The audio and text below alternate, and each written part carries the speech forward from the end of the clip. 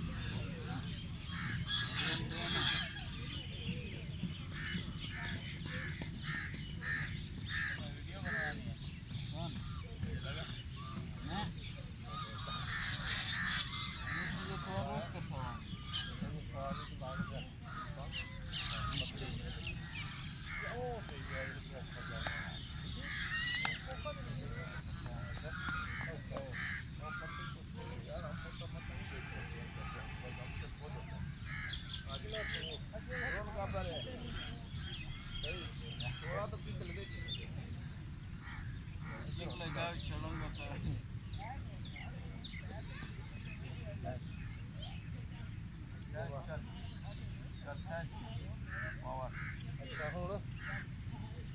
रोकी मैं तेन लै आना अच्छा फिर ठीक मैं क्या भलवानी करनी है प्यार ना लाई ईमानदारी से फोन कर ठीक है